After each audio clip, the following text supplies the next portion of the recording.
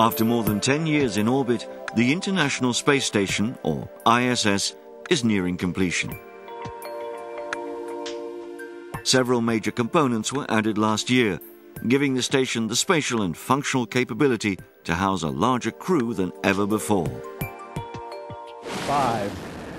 Europe's biggest single contribution to the ISS, the Columbus Laboratory, was launched on board the Space Shuttle Atlantis in February 2008.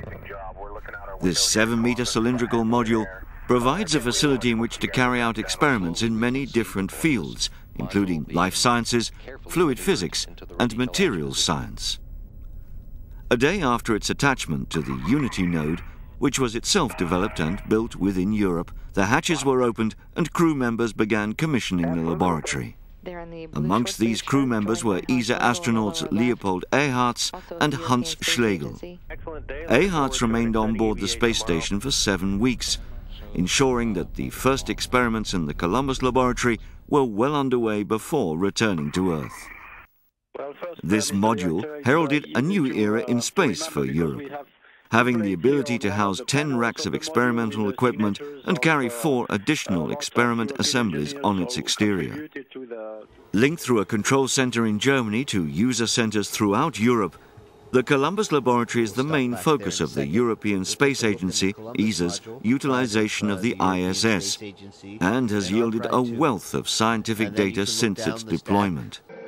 Another major step in the overall construction of the International Space Station happened in March 2008, when an additional section of truss, which acts as the backbone of the station, arrived on board the Discovery space shuttle.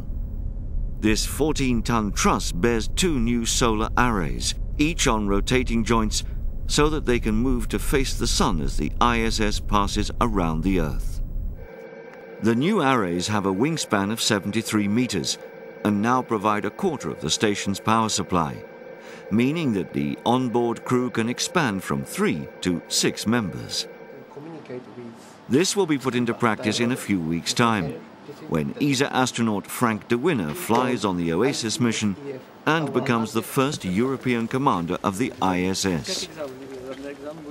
Following on in April 2008, ESA's Automated Transfer Vehicle, or ATV, made its first rendezvous with the ISS. Named Jules Verne after the French science fiction writer, the ATV's maiden flight after being carried into orbit by a European Ariane 5 launcher allowed it to demonstrate its key role as a supply vehicle for the ISS, delivering 6 tons of cargo, which included food, clothing, propellants, water, and oxygen. Over 10 meters long and with characteristic X-shaped solar arrays, the ATV docked with the Russian Zvezda module using its own propulsion system and a highly accurate onboard navigation system.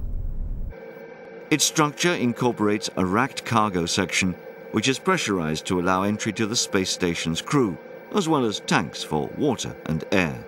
During its mission, the ATV also performed reboosts of the ISS, which loses hundreds of meters a day in altitude due to friction, and carried out collision avoidance maneuvers. At the end of its 6-month stay, the ATV detached itself and, carrying waste products from the ISS, performed a destructive re-entry, burning up as it entered the Earth's atmosphere. Controlled from ESA's ATV Control Center in Toulouse, an automated transfer vehicle is scheduled to repeat this mission whenever ISS logistics call for it. Its transportation and waste removal functions will make a significant contribution towards the running costs of the space station, as well as providing a significant income for the European aerospace industry. I know you guys are busy and all, but in June, the Japanese experimental module Kibo, meaning Hope, docked with the ISS. Like the Columbus Laboratory, Kibo will function as an experimental module for space medicine, biology, Earth observations, material production, biotechnology, and communications research. It's operated from Tsukuba Space Center, situated just north of Tokyo. As well as being Japan's first human space facility, Kibo is the largest habitable module on the station, and is equipped with its own airlock and a robotic arm for external experiments. The last European-built elements to join the International Space Station are still scheduled for launch in December 2009. Node 3, which will connect to the Unity node, has room for 8 racks, which will house vital environmental control and life support systems for the ISS. This will be delivered by the Space Shuttle Endeavour along with the cupola, an observation and control tower bearing windows which will give a panoramic view of both the Earth and the outside of the station. Once in place, the cupola will perform major control and communications roles on board the ISS, as well as greatly enhancing the crew's Earth observation capabilities. Both of these elements have been built and developed by European industry as part of an agreement with NASA. Recent months have seen major leaps forward in both the development of the International Space Station and the role of Europe's space industry in orbit.